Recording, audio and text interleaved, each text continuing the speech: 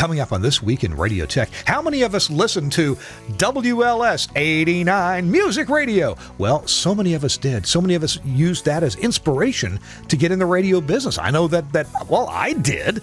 Maybe you did too. Well, Ed Glab is our guest. He's the engineer who was the studio supervisor engineer. And that means he dealt with people like Larry Lujak and John Records Landecker and Don Wade and Roma and everybody else that was coming through the studios there. Ed's got a couple of stories to tell, and he's got some pictures to share of the WLS studios. It's a little more Spartan than you might think. That's coming up next on TWiRT. This Week in Radio Tech is brought to you by Broadcasters General Store with outstanding service, savings, and support. Online at bgs.cc. By Broadcast Bionics with the Bionic Studio, including talk show control, social media, and visual radio. Broadcast Bionics brings exceptional audience engagement to radio and TV. By Angry Audio. Audio problems disappear when you get angry at angryaudio.com. By Nautel, worry-free transmission you can count on with outstanding control, reliability, efficiencies, and Nautel's unmatched 24/7 customer support. Online at nautel.com. And by Max Connect Wireless, prioritized high-speed internet service designed for transmitter sites and remote broadcasts. Hey, welcome into This Week in Radio Tech, the show where we talk about everything from the microphone to that light bulb at the top of the tower. Hey, I'm Kirk Harnack, so glad that you have joined us today. It's our 718th episode of TWiRT. We've been doing this about 15 years.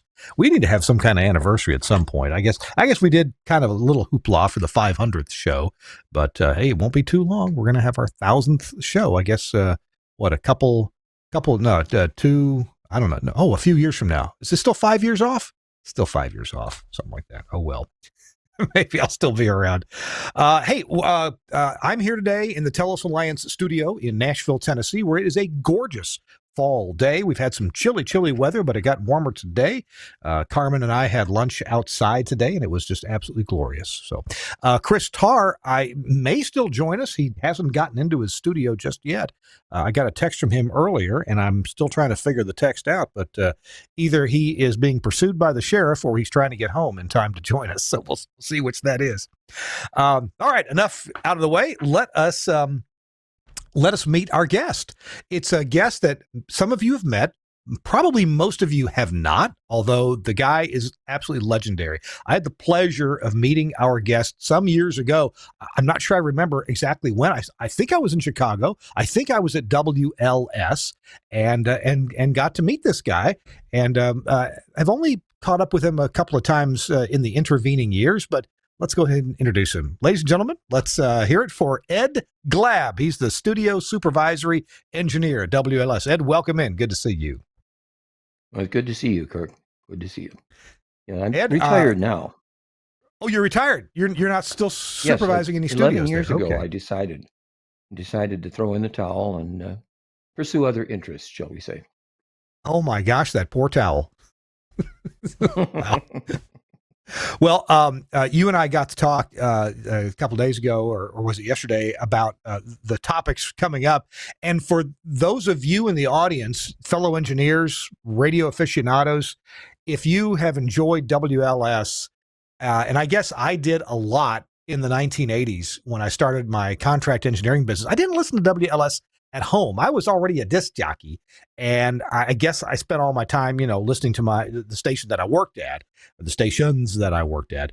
But when I started doing contract engineering full time and was driving a lot, especially at night, across Kentucky and into Tennessee, and sometimes other places as well, I would end up listening to WLS 89 and hearing the shows that were popular then. And by then, some of the more popular people had retired or left or gone on. But I was always impressed, of course, by the sound of the station. And I have been to the transmitter site. That was a real pleasure to go to the transmitter site. But we're talking to not the transmitter engineer, but the studio engineer, Ed Glab. So Ed, give us a little taste of WLS before we jump into all of our deep topics. Tell me about engineering at the Big 89. Well, I only spent 40 years doing it, so I haven't been around all that long. But to tell you the truth, it's been fun. It's better than working for a living, as I like to say, or as I have been known to say, I wanted to get into show business in the worst way, and I got my wish. I was in show business in the worst way. But The worst seriously, way. Oh my seriously, gosh. folks, try the beef. It's good. You tip your waitress. No, it it is amazing that we were playing radio and getting paid to do it, and we were having fun. And I think that's what came through on the radio is that Oh yeah. Yeah. the engineers, the disc jockeys, news people even were having a good time doing what we were doing, and the listeners caught on to that, and they listened. But I wouldn't have done it any differently than I ever had. I love the job Some and miss it. some of the topics that we'll get into is, you've told me several times before the show started that the studio at WLS has always been reasonably simple. People would go visit it and they'd say, this is not nearly as fancy or as complicated or and maybe as big as I thought it would be. And I'm going to be eager to hear after our first commercial break when we'll get into it. I'm going to be eager to hear about about as an engineer, what you designed, what you did, how you arranged things so that the equipment wouldn't be in the way, but would always be helpful and never be in the way of the announcers getting their energy on the air. And that's, I said the word energy. That always impressed me about WLS. There was always positive energy coming out of your speakers, whether it was, John Landecker on the air or Don Wade or Larry Lujak in later years, Mancow. Or even Tom Snyder or Sally Jesse Raphael when you guys went to a lot of talk. I just always heard this energy on the air, and it was typically a positive energy, like you wanted to hear what was next because you knew that it was going to be good, if not entertaining, informative, if not informative, entertaining. Why don't you, Ed, if you don't mind, give us a couple of minutes talk about the studio layout, design, how that maybe fed into the announcers, or maybe it didn't feed in at all to the amount of energy that they were able to put on the air. Maybe they would have done that, no matter how the studio was designed. Talk about that for a minute. Probably. I mean, getting back to having fun. I think that's what made us sound good on the air, because everybody was doing what they loved. And when you're doing what you love, you put everything into it.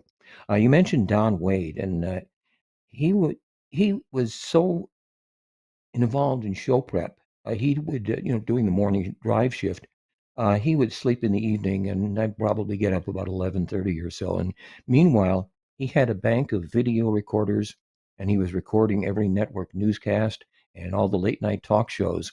And he started coming up with a cut list for his producers to put on cart on cart at first, and then later on the audio vault system. And he spent countless hours of show prep for the show, and it really showed because the shows were fantastic. In the music radio days, um, it was a very simple layout. We simply had, in fact, if we could bring up that first slide, Oh, and, we and had and I don't know that they're in the order that you want, but we'll see. right. Suncast, go ahead and bring up whatever you think is the first picture, and we'll pray and hope that it. Oh, is that one? No, Is that's that not it. Nope. Okay. Well, I'm sorry they're not in order. They tend to order themselves in the folder. Tell you what, let's do, Ed. Let's hit our first a quick commercial, as I promised Nautel that I always will early in the show, and then we will jump into the pictures. And I'm sorry, you're just going to be prepared to tell us about them in whatever order they pop up in.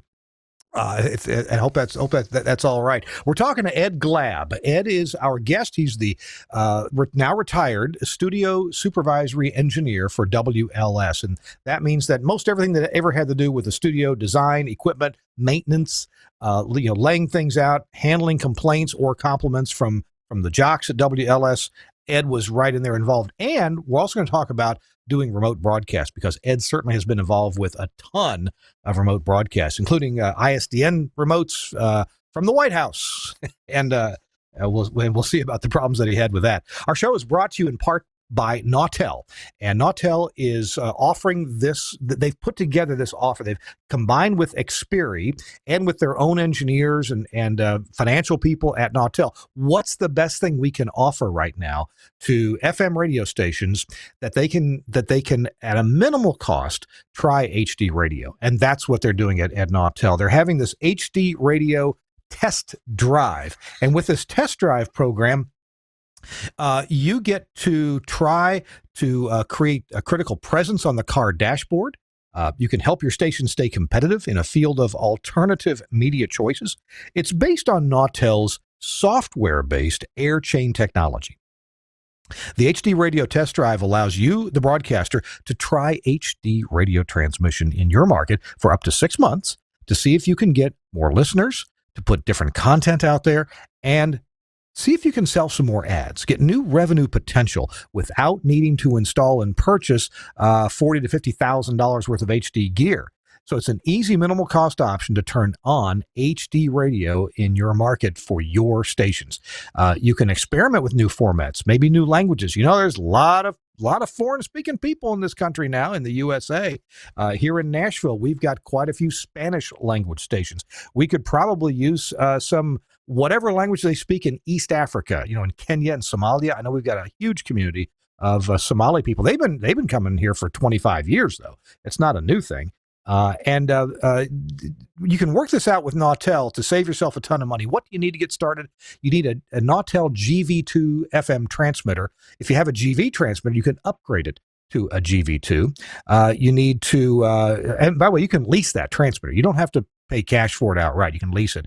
You need an Xperi main station or equivalent license and a signed trial agreement with Nautel. And then you need to produce some more content. You know, get you another automation system, or to add a license to your existing automation, make it put out something else as well, for anywhere from 1 to 4 channels of HD radio. And you can deliver that to your transmitter via Livewire or AES-67. Check it out. Contact Nautel, the website, Nautel, Nautel.com, or contact your Nautel sales rep. All right, it's Kirk Harnack here in Nashville, Tennessee. Ed Glab is with us. Ed, are you in Chicago proper? Outside Chicago? Where are you? I'm actually at the northwest corner of O'Hare Airport, so I'm suburban. Okay. Did you have a lot of traffic snarls to deal with coming into work and going home every day? Well, whenever I could, I would take the train, which makes it a lot simpler. And since I was normally starting at about 6:30 in the morning, I would sometimes take a nap on the train. And one of the reasons why I started working at 6:30, I don't know, most people probably don't know this, but Paul Harvey, being an ABC product, and we're an ABC-owned station, would connect to the network via a KU-band satellite, which was on the roof of our building, but Paul Harvey was over on another building 2.5 blocks away. So if there was any snow, the satellite dish had to be cleared in time for Paul to do his first on air at 7:35. So I was scheduled to come in at 6:30 in case the satellite dish needed to be cleaned. Wow. Somebody's got to do it. So is a KU band uplink? Was it a what you call it, a prime feed dish or an offset feed dish? Do you remember? It was a prime fed feed. Okay, so it would collect snow. Absolutely. Oh, yes. Whereas an offset feed dish might not collect snow except at the very bottom ridge. Well, this one did. Wow. Now, was there a backup method for getting Paul Harvey to the network? When you do network, you always have 2 ways of doing anything. So they had an ISDN backup. We did a lot of originations of, Rush Limbaugh came in once and did his show at our station. Sally Jesse Raphael did. Bob Brinker. We were doing a lot of originations, and the network wanted me to be there anytime we did a network origination, because if something went wrong, I was the one who could fix it. So Gotcha. We would always use the Paul Harvey uplink, and then we do an ISDN backup. Gotcha. So network always wants to do everything backed up. Well, now, tell you what, let's talk about backup for a minute, because WLS, such a legendary station, you always expected it to be there. And I'm sure your sales department never wanted to have a second off the air. So, in addition to having backup methods for network shows, what about the basic operation of the station? What kind of main and backup facilities did you maintain there? Well, we always had two studios. The main on-air studio would be a little fancier than the backup studio. Um, then the links out to the transmitter, we had a 950 megahertz uh, STL link. We had an analog phone line, and well, in the 1990s, we moved to T1. So we had a T1 link to the transmitter. Then, of course, at the transmitter, uh, well, when I first started, which was in 68, we only had one 50 kilowatt transmitter and we had a 10 kilowatt backup. But in the mid 70s, we did a rebuild out at the transmitter, and the selection was two Harris MW50s, which we eventually corrected that mistake. But Okay. we did a complete rebuild of the transmitter building, moved some rooms around, and put in the two Harris MW50s, so you had a backup to the backup. One of the problems before that rebuild was the generator wasn't big enough to power the 50. So although we had two power feeds coming in, uh, usually if one power feed went down, the other would follow shortly. So you'd have to then fire up the generator and put the 10 kilowatt transmitter on the air. Mm. Mm. And when we thought we were going to talk about unions sometime. When we get to that, the interesting problem was, well, might as well touch on it a little bit now. The transmitter was one union. They were NABET. The FM studio was NABET, but the AM studio was IBEW. Oh my. So trying to do something like an EBS test, back in the old days when you cut the carrier for 5 seconds, brought the carrier back up, carrier down 5 seconds, then up to a 1 kilohertz tone, you had to be on the phone with the FM board operator who had the remote control for the transmitter. Or if the transmitter guy, we had a guy out at the transmitter 40 hours a week. If you did an EBS test during the time the transmitter guy was there, then you eliminated one extra little thing. But you had to coordinate bringing the carrier down and up and getting the whole thing to run. Oh my goodness. That came up with some interesting problems when we had the two different unions. I could probably talk for half an hour on just that part. I had asked the question when I first started in 68. I worked the summer of 68. That why do we have a different union for LS and the transmitter? And nobody seemed to have an answer, even though I was talking to people who had been at the station since the 40s. Because when I started in 68, we still had a lot of the older engineers like Dale Schemp and Bill Keller and Don, okay, right, wait. Well, Roy Huberty, that's who I was trying to think of. Sorry, when you get older, you start to forget things. But where was I? Oh, Different unions, I huh? asked them why is it two separate unions, and never got a straight answer. But I have a theory. You want to hear my theory? It's when WLS first went on the air, they had their own transmitter site in Crete, but they were sharing time with WENR. Oh. WENR was an NBC-owned station, and they had, well, when we went to 50 kilowatts, we moved to be on the same transmitter site rather than coordinating to one site for WLS and one site for ENR. Now, WENR was owned by NBC at the time, and NBC was all NABET. So the transmitter engineers there, and that was back in the days when the transmitter was manned 24/7, they were all NABET. And then in 1938, Burridge Butler, who owned WLS at the time, bought some property in Tinley Park and put up one of those newfangled vertical radiators. I don't know if you remember those. Oh, they still use those. Yes, and put in a new transmitter, which is where the transmitter is now. Put in a RCA BT50, I believe it was an E. But when you talk about RCA transmitters, I'm going to kind of back up a little bit here. When WENR went 50 kilowatts. They had one of the two RCA BT50As. There were only two of those ever built. You're sitting there with 10 tubes in the RF final and 20 tubes in the modulator section. Mm. Eventually, they put in a 50B, and that's what they were using until they put the new site on in 1938 in Tinley Park. So the engineers who were working for NBC, then WENR, moved over to the site in Tinley Park, and they were still NABIT. And the IBEW engineers in the studio came up with joining IBEW on their own. And then it was suggested that, well, why don't we combine it and everybody go NABIT?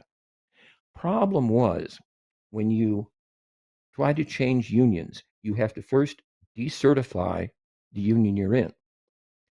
That's one election. Then you hold an election to bring in the new union. But there's a time there when you don't have a union at all.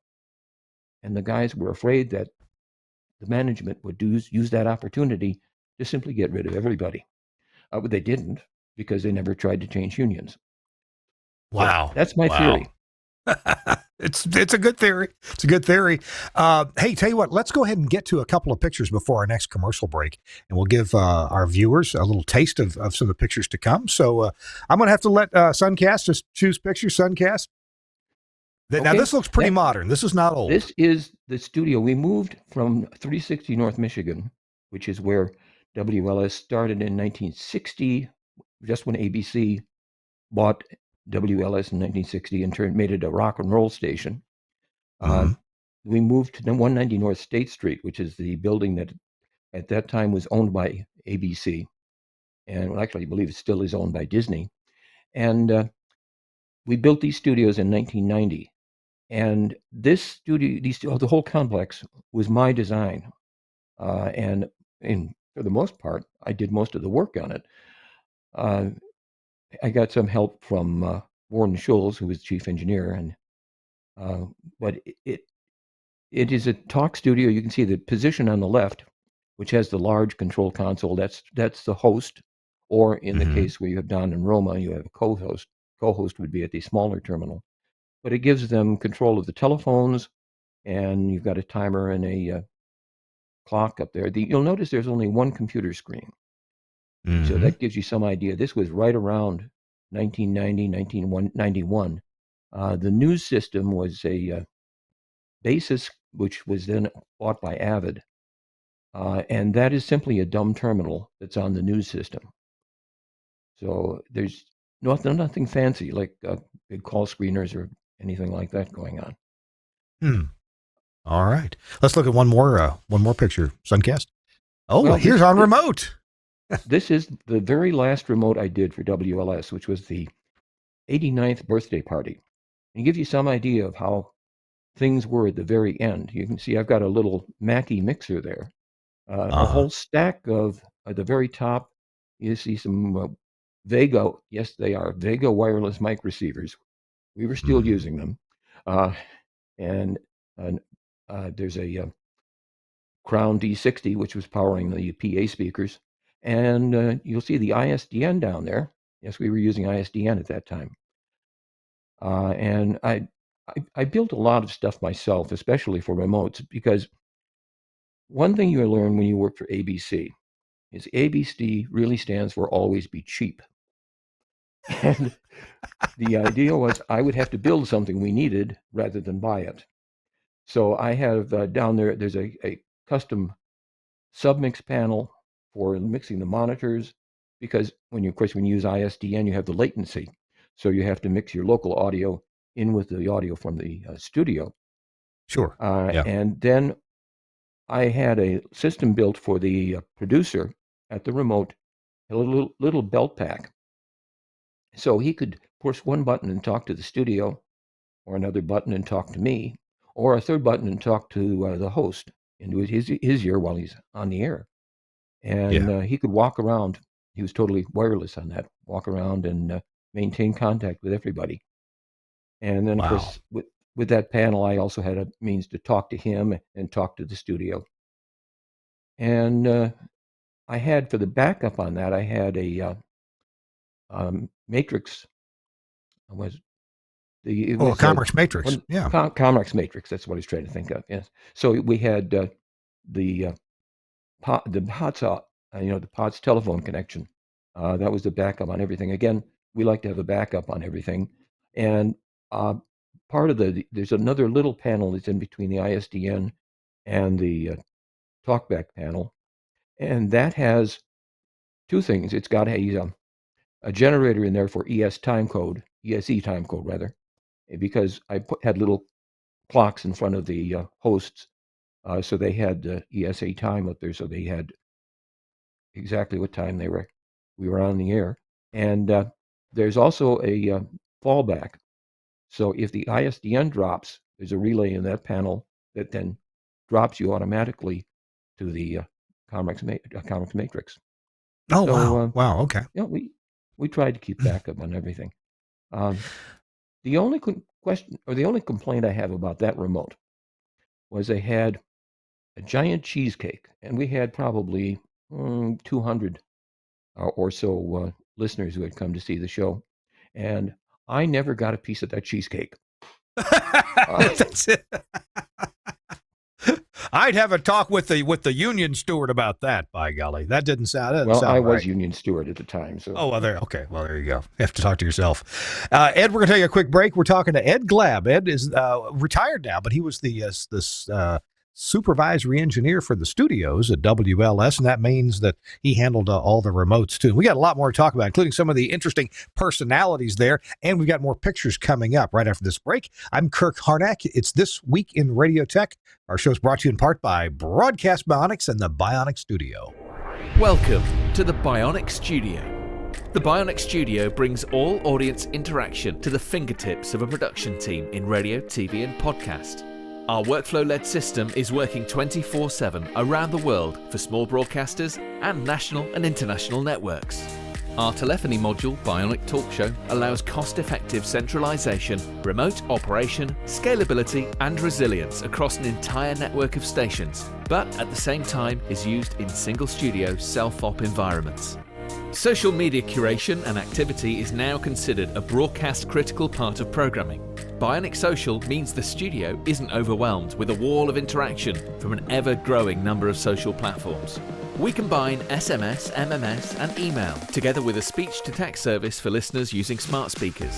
We enable studio teams to curate, filter, and display all platforms in one place, and post text, images, and video content to multiple platforms in one operation.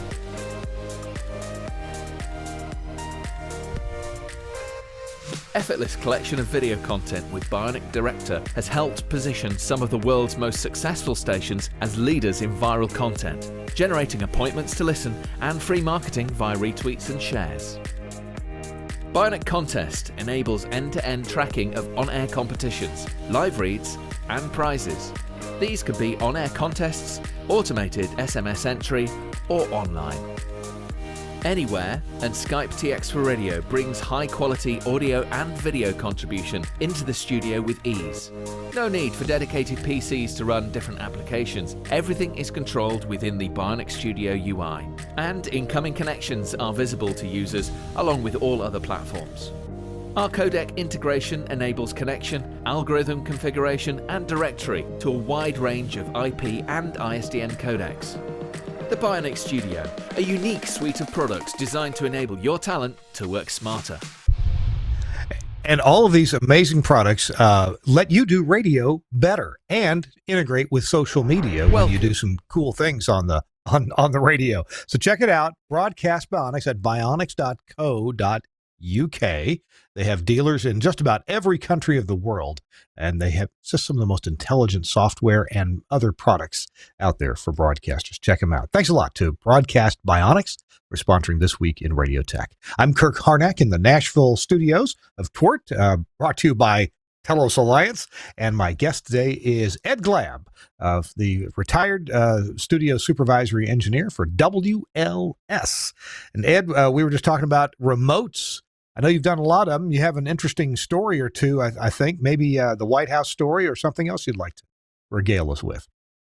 Well, the White House story was kind of interesting because that was the first one we used at the time. They called it Switch 56 Oh. and Hmm. became ISDN. This was the day after they announced Hillary Care, which was Bill Clinton's attempt at doing what became Obamacare, but never made it. Um, there were probably 50 radio stations out on the north lawn of the White House. It was quite a circus and it was quite an experience. Um, you know, I used to do, Bud Miller, who was news director, was teaching at Columbia College, and he would often have me come out to do a talk to his students about what engineering was all about. And they would ask, what is a typical day like at an engineer's life? And I used that remote as one example. Um, we did the broadcast that day from the White House lawn, and we had to catch a plane in about an hour and a half. So I had to do a quick pack up and get everything together. And were running for the plane. I mean, well, I would tell them, that the day started at about 2:30 when I got up and had to come in and set everything up. The engineer is always the first one in and the last one out. Yeah. Um, and we we hadn't eaten anything since I hadn't since about well, we got some pastries during the remote. Um, but we ended up catching the plane at the very last minute, and Roma had stopped and gotten some. This was Don, Wade, and Roma were doing the remote, by the way. Roma had stopped at a little thing in the airport while we were running for the plane. She lagged behind us and got some hot dogs and something to drink. So we're sitting there with our tray tables down while the plane's taxiing out and eating our hot dogs and finally getting some nourishment.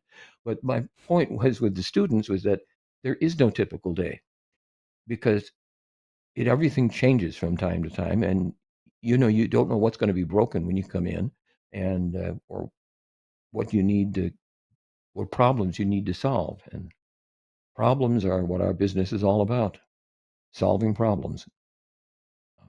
So uh, we've done remotes from, well, when I first started in 1968, we were doing a remote from the People's Church. It was a church service, and that was a nice assignment because you came in at 6, you went out, did the remote, and came back, and your day was over. So, uh, but WLS stopped doing remotes altogether until they built a theme park in Gurnee, Illinois, called Six Flags Over Great America. Mm-hmm. And they wanted us to do a remote there. Well, John Guerin was program director at the time, and he said, I don't want to do a remote unless people can see what a radio station is really all about. Well, we had an extra BC3 console sitting next to the main console, which never got used. So I said, well, why Mm. don't we take that console and 4-cart machines, and we'll go out and we'll actually set up a studio right there at Great America and do a remote from there. And so we did John Landecker's show from Great America. We did it quite a few years in a row. And when we did those remotes, we used equalized phone lines. Uh, the phone company was a lot more cooperative in those days, although the first one we did from Great America, the phone off the central office that was right by the phone, right by the park there, did not Mm-hmm. have the necessary equipment to do equalized phone lines. So the phone company brought out one of their video trucks, and that was parked off just to the side of our remote, put a mast up and put an antenna up to microwave to one of their AT&T towers, and from there they managed to do lines downtown. Uh, we did a remote from a ship at sea with Steve Dahl and Gary Meyer. We actually did 3 days of 4 hours from a ship at sea, which I believe was the first time anybody did a remote from a ship at sea for that length of time. In that case, we used an L-band satellite connection that the ship had for radio. I mean, sorry, not for radio, for telephone conversations. Uh, Mm. you, as a passenger on the ship, you could, for only, I think it was $15 a minute, talk on this system to your friends at home. But we took that over, and a company called IDB, which was we knew Dennis Feely, who had worked at ABC in New York years Mm-hmm. ago. He had started this company, and he came along with us, and we were actually put on the baseband of that L-band satellite, and that linked up to an Inmarsat satellite, which came down in, I believe it was Great Britain, somewhere in Europe, and then undersea cable um, back to Chicago, and it was actually a very interesting remote. The nice thing was it was a 10-day cruise, so we got some time off to have some fun, shall we say. Uh, then along came ISDN, Right. and we did many, many remotes with ISDN. Uh, and you like you said, when it works, it's great, and for the most part, it always worked. Uh, give some credit to the phone company on that, I guess, but like I said, we always had some kind of backup. We'd either have we had okay, back up again. We had before ISDN, we had a unit called the ROOD, ROOD, Hmm. which took two POTS lines, shifted, and this was all analog. It shifted Right. the frequency, it shifted the signal on one of those phone lines down 300 hertz and the other one up 2.5 kilohertz. Yeah. So you then married that back together at the other end, shifted things back, and Yeah. you got pretty close to a 5 kilohertz line out of two POTS lines. The only thing is, it was big and expensive. And when you were doing an out of town remote with one of these things, ABC required that this was your carry on luggage, Uh, because they yeah. did not want it to get lost. But of course, as a backup, we always had a plain old phone line, but that sounded terrible. I remember those two line extenders from Rude. Of course, Comrex had them too. They had a single line, a two line, and then I And a believe it three was line. Gentner, and maybe they came out with a three line. Gentner had the three line, right? Yeah, Gentner had the three line. You're right. Hey, Ed, we're talking to Ed Glab, retired studio supervisory engineer at WLS. Let's look at a couple more pictures here before our next commercial break. If we can get Suncast to pop a new picture up. Oh my goodness! This is the one to show I Gene have no Shalit. shame. It's Gene Shalit of NBC fame. I've been accused of looking like Gene Shalit. Yes, that's me in the studio at 360 North Michigan at the very first iteration. That's the BC3 console in front of me, and well, this picture is actually pretty late because it has the ITC cart machines. We started out with ATC Criterions, and before I came, they had the ITC PB190s. The reel to reel. Suncast will show Oh you yes, a live picture from my desk here, and I've modified it yes. with a lamp. Okay, and so of course you pull the card out, the light goes out. The lamp Push the goes card on. in, and you push start, and the light comes back on. I So like there that. you go. I do too. I love it. I love it. The the reel to reel behind my head was for the 7-second tape delay, which we used during John Landecker's boogie checks. He Really? took Oh my! Is live that how phone you did calls. that? Oh, Yes, it's was an it? RT21, RCA RT21. The very nice thing about the RT21s, which is probably the only nice thing about the RT21s, is it had a four-head uh, nest, so you could put a playback head in first and still have the erase, record, play. So you'd make a Isn't that tape loop, amazing? right? A loop of tape, which would, if you ran it for 4 hours, the oxide would start to wear off, and you'd have to I was change going to loops. ask you, how long could you run a piece of tape? And it's 4 hours. Huh? Okay. Right. It Oh wow. and so we only ran in tape delay, which literally was tape delay during Landecker's boogie checks. When we went talk, of course, we had one of the early Eventide digital delays, Yeah. which were kind of cantankerous, but they did the job. And when talk, well, So talk was a totally different animal. I got to ask you, during Landecker's boogie check and the tape delay, did it get used often or once in a great while Oh or never? yes, yes. We learned our lesson, and I probably shouldn't tell this story, but I think I will. Um, we thought it would be nice to have listeners introduce a record. Okay. So All right. this is the very first time we tried it on air, and I was actually on the board when this happened. We had a caller. She called in, and he said, "You're going to introduce." I don't remember what the record was, and put her on live. And she screwed him up. She introduced a different record. And Oh, of course, okay. Landecker, trying to recover, said, "Well, we don't have that one. We never played John Mayall anyway. We don't have that record, but we'll play this one." Okay. And he hit the post. Okay. Um, Here's the secret. That caller was one of my wife's sisters. Okay.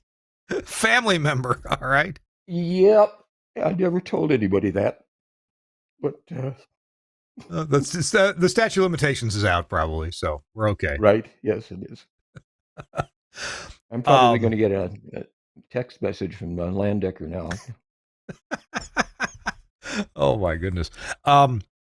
So with a high energy show like Landecker's or like Larry Lujak's, was there any extra equipment, or were they just slapping cart machines around and slapping carts in and hitting effects, Yep. or were they doing that, or did you have engineers to do all that while the jock directed from Right. his The engineer was doing announce booth? everything.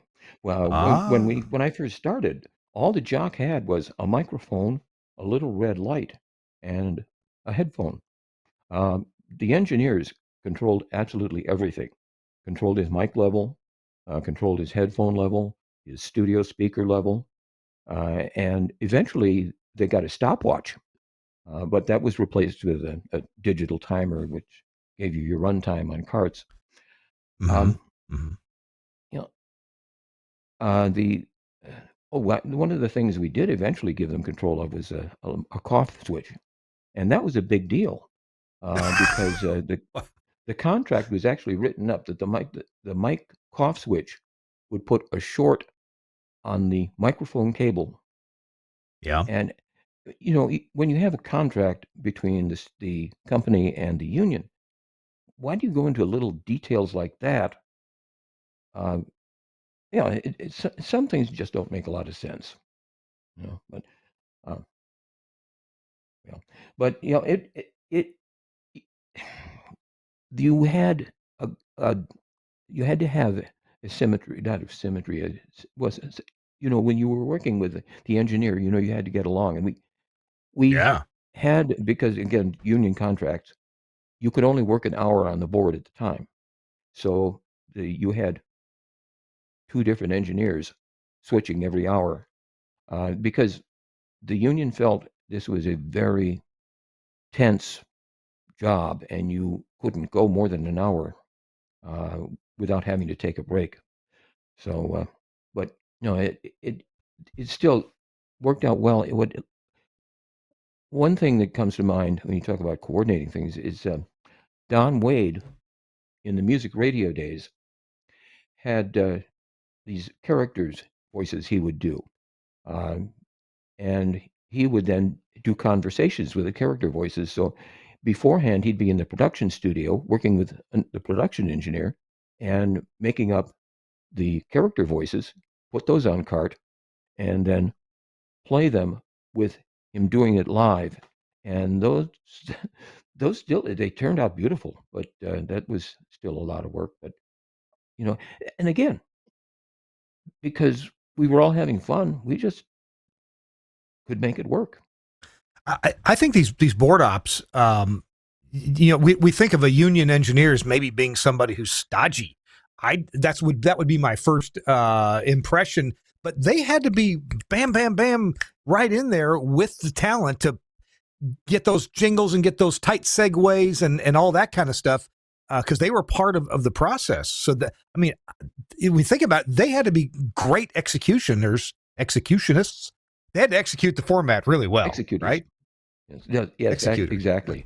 And we did have some of the stodgy guys, but they were, well, in one case we created, not we, the company created a news position and all he did was work in the newsroom.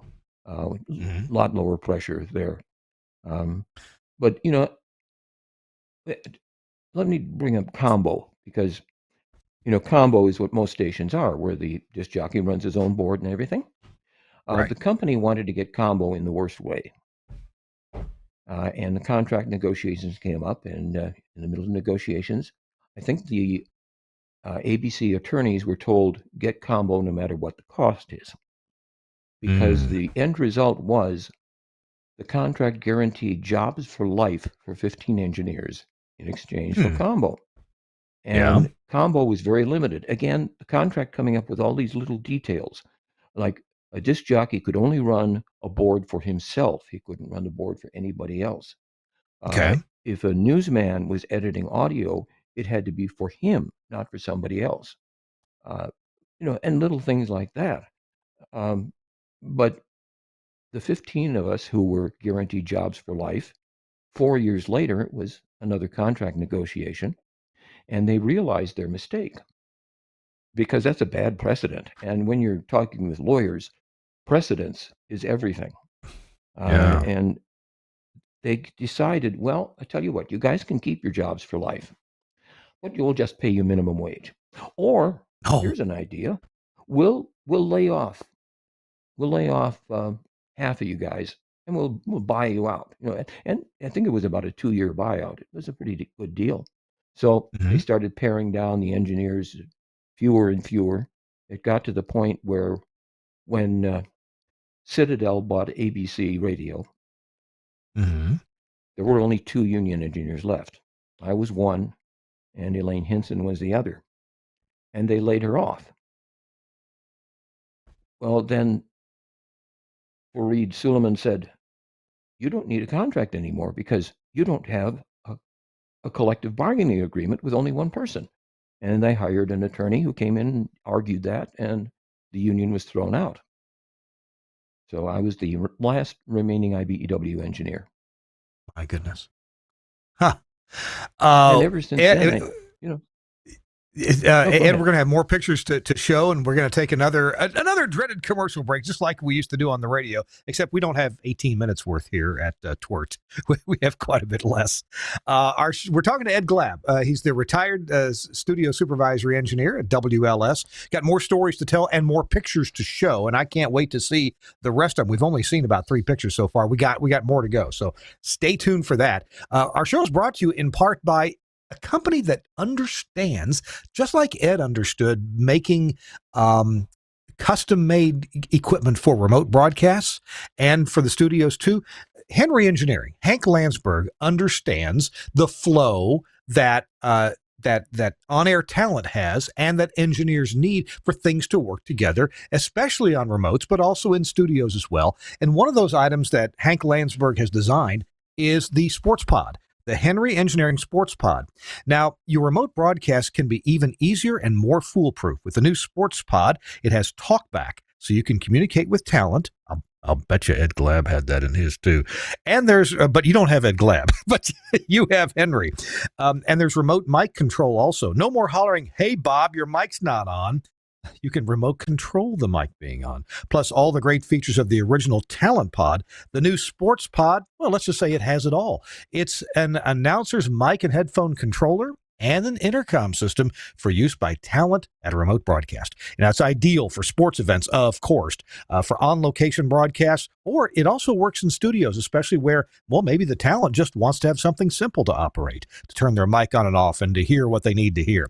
Sports Pod is similar to the Talent Pod, but with 3 additional features: an integrated intercom, active mic audio on-off switching, and the ability to remotely control the mic. It solves the problem of talent with a mix local and return IFB headphone audio, and it provides duplex off-air communications with a producer or engineer. So its simplicity allows for error-free use by non-technical users, and it provides an easy way to link several units together for use at broadcasts with remote with multiple announcers, I should say. Yeah, check it out. It's the Sports Pod. There's a little simplified schematic diagram in the brochure or on the website. You can see right there. You can go to henryeng.com, henryeng.com, and look up the Sports Pod, and you can get yours and get a very good price on it from Broadcasters General Store. Their website is bgs.cc. You can go right to their website and just do a search for the Henry Sports Pod. You can see your pricing there. Call them and see if they have something extra for you. Check it. Maybe you want to buy 2 or 3 of them at once and tell them to sharpen up their pencils. Or give them a call 352-622-7700. That's 352-622-7700. I talked to John and Jessica Shute from BGS, and even during the hurricane, they were only offline for a few hours. They did everything they possibly could to make sure they had power and computer systems running, and they weren't offline very long at all because they really wanted to take care of broadcasters that needed stuff during the 2 recent hurricane events. Broadcaster General Store, really appreciate you sponsoring This Week in Radio Tech. I've been buying from BGS for over 30 years now, and I really think you should too. All right. It's Kirk Harnack, and we're talking to Ed Glab, the retired studio supervisory engineer at WLS. And Ed, you think we can jump right into some more pictures? We don't have much time left, so we better do it. Right. And just look at this. We're talking about remotes. We built a remote vehicle, which we would take out. In fact, it got a lot of use. And this is the rack from it. That is the remote vehicle, right? On the racks, I decided since power would be coming either from one of the generators, we had 2 generators on board, or we get shore power. The stack of meters you see to the right monitors all the power sources coming in. So you can instantly switch from one source to another. And you'll notice this was very revolutionary for the time. There is a telephone there, which was a cell phone. I built it. Oh my gosh, it is. It is a cell phone. Yes, I built it in 1986, and that's actually a remote from the main cell phone unit, which was up at the driver's position. And we have the very top, of course, is the cavities for the 450 megahertz link. We had a mast, and we could do an RPU link on that. A couple of Mosley transmitters, and some ours. And the big thing down in the middle with the 4 meters on it in the rack. That's one of my custom built submixing things for mixing your headphones and the PA, and like always coming up with these little things. That was one of the nice things about the remote vehicle, though, was we were having trouble finding a place to park it while I was working on it. And I said, well, why don't I take it home? And I did, and I spent 4 days a week working on the remote vehicle, and then one day a week downtown. But it was a nice break to be able to do some work from home. I think that's the first time I've ever done work from home, and the last time I've ever done work from home. Any other pictures here? Oh, yes. This is the first rebuild at 190 North State Street, and I'm sorry, at 360 North Michigan. About 1975, 76 or so, when John Guerin became program director, he looked at the console, the BC3 console sitting there, and he said, we really need something better. So we went to McCurdy Radio, and they built us some equipment, and this is Studio A, and that's me sitting there running the board for, I think it was Bob Surratt at the time. Again, nothing but cart machines and a board, and a couple of reel-to-reels in the back. And this is 1968 or so. The BC3 console doesn't have a lot of faders on it. So you'll notice there's a little panel built into the desk. That mixes the 4 cart machines in the back rack. Yeah. And when I first started in 68, all 4 of those cart machines were just on one pot. So if you had a cart run through queue, it never happened. Oh, no. Yeah. Yes.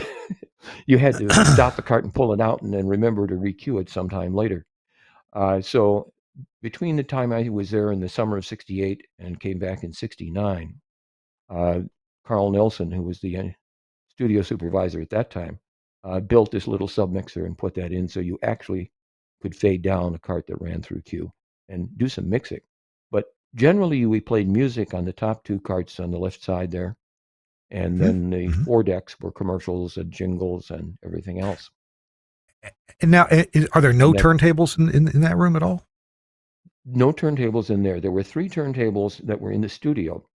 Now, the interesting thing about turntables back then, Mhm. in order to run a record that would go on the air, you had to be a member of the musicians union. Oh my God. Yes, this goes way back to the days when there was live music on the radio, and somebody came Yeah. along with these things called records, and the musicians union said, "That's going to put us out of work. We need to Oh have my jurisdiction goodness. over that." Oh my So goodness. Mr. Petrillo, who was the head of the musicians union in Chicago at the time, said most Chicago stations had to have musicians playing the records. We had Wow. two record turners because we put everything on cart.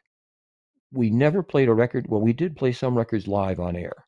The very last one was a new Vogue's release that we had a day where the music reps, I guess you'd call them, came in and Mhm. talked to the music director, and program director.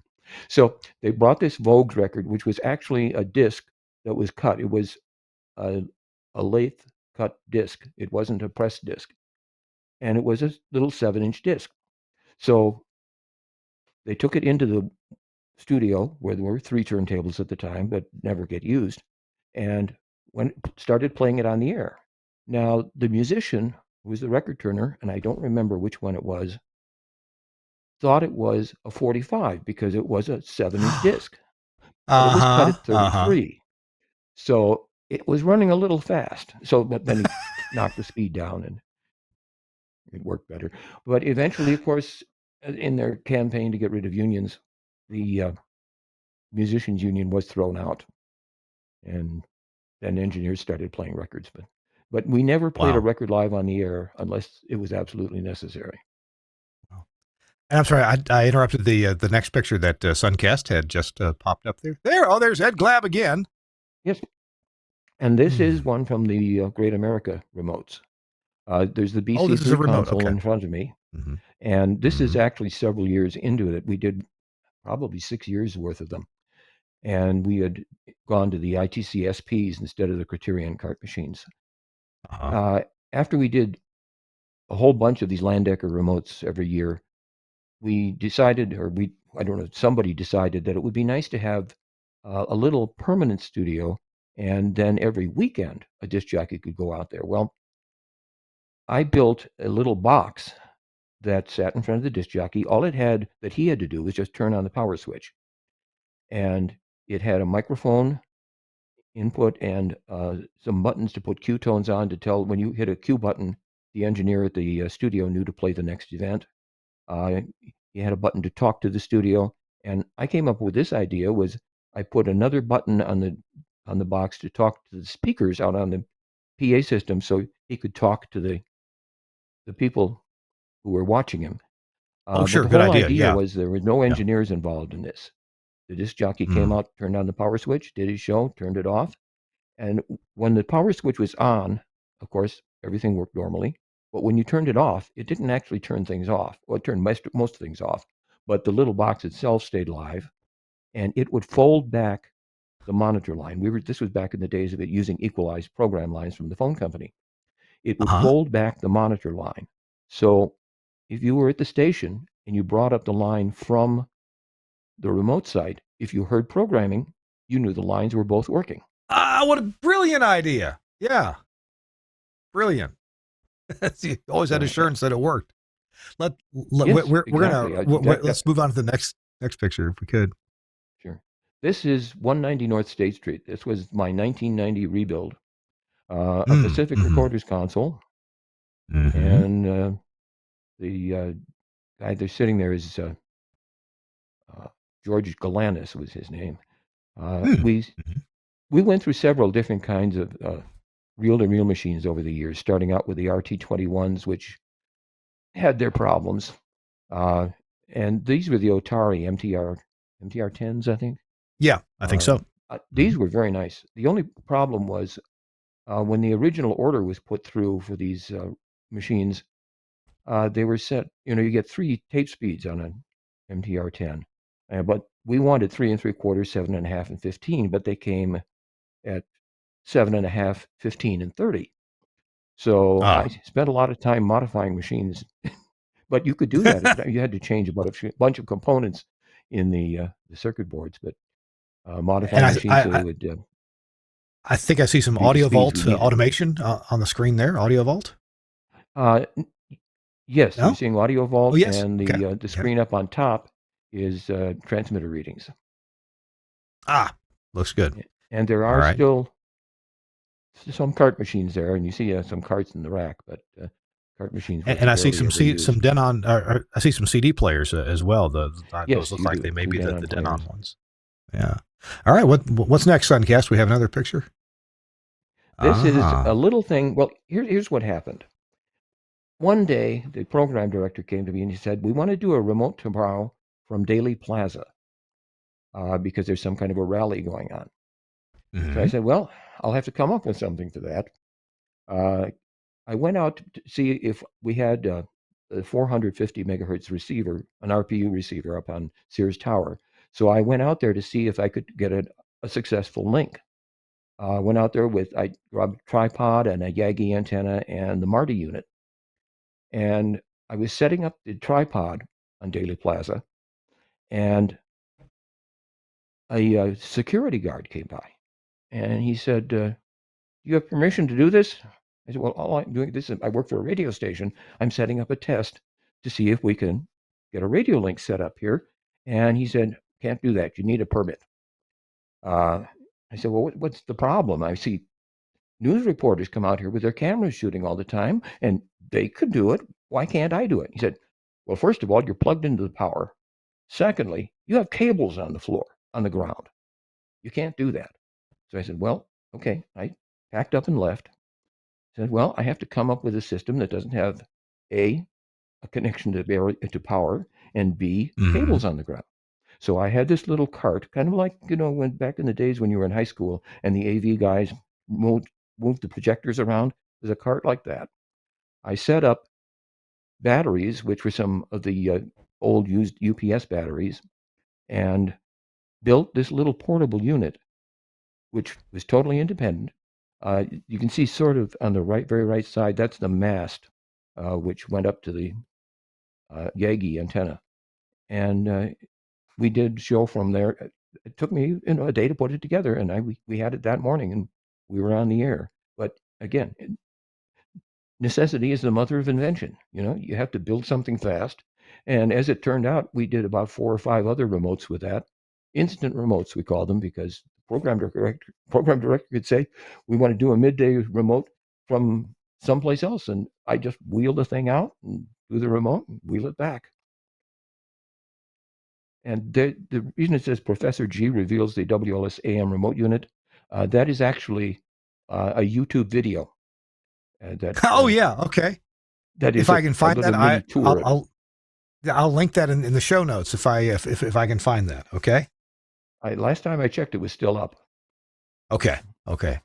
Ed, we got to take our last commercial break, and when we come back from that, Ed, excuse me, we're going to be looking to you for a tip of the week.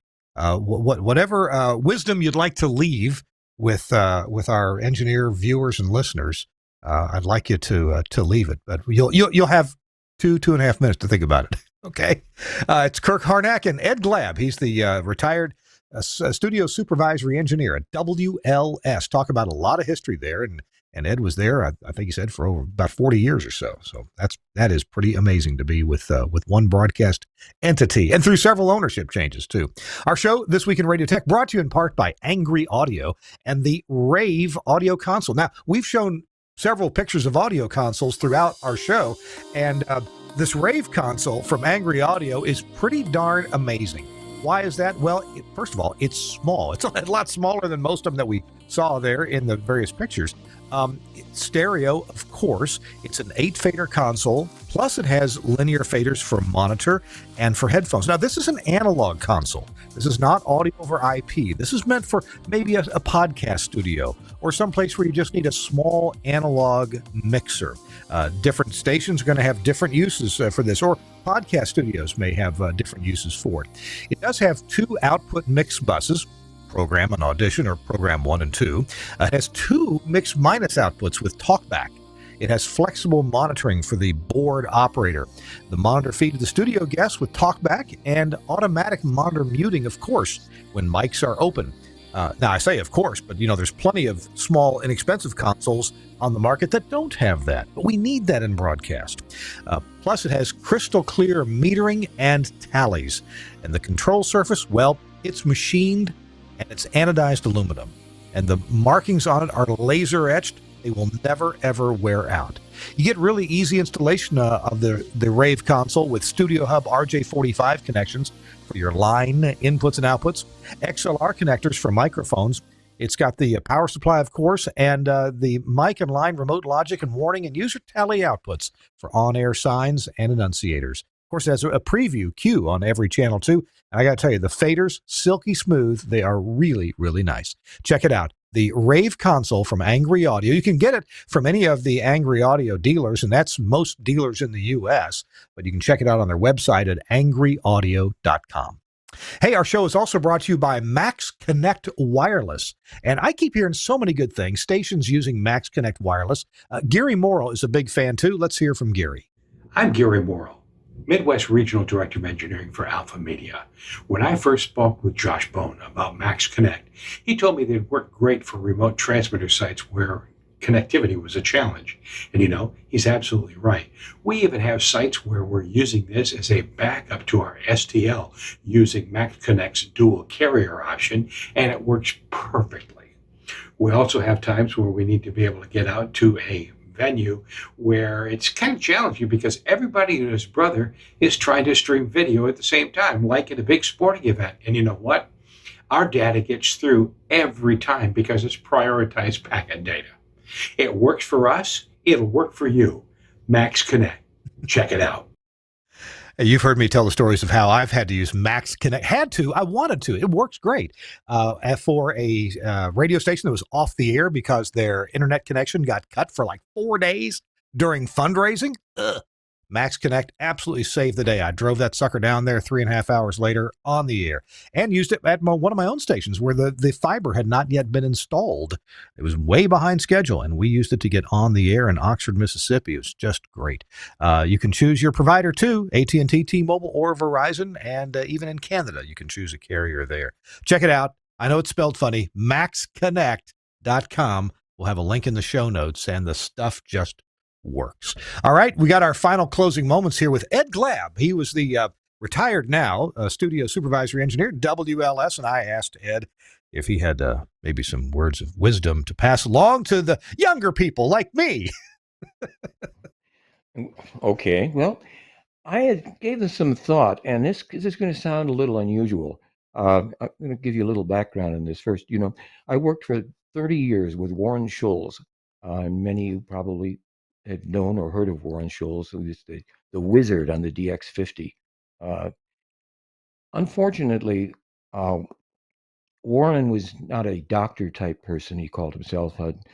He ended up being diagnosed with prostate cancer, and it killed him. And it is a very, very painful death if you let it get to that point. And in fact, I've had my own experience with prostate cancer. I was diagnosed about 18 months ago, and we caught it early. So my tip of the week is get those PSA tests. Talk to your doctor about it, because prostate cancer, when caught early, it can be cured. But if you don't catch it in time, it is a terrible way to go. And so that's my tip of the week. That is sobering and so true.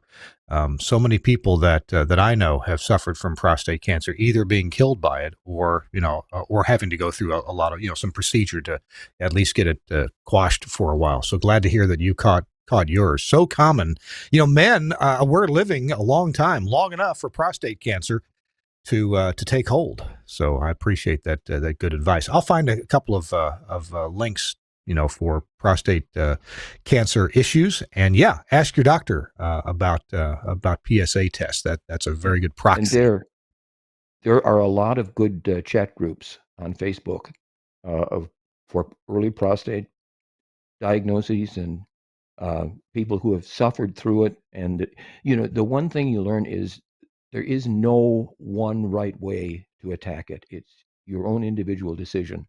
And the way I went was surgery, which I think for me was the right thing. But you have to deal with it yourself when you're sitting there with that diagnosis, and it can be a death sentence.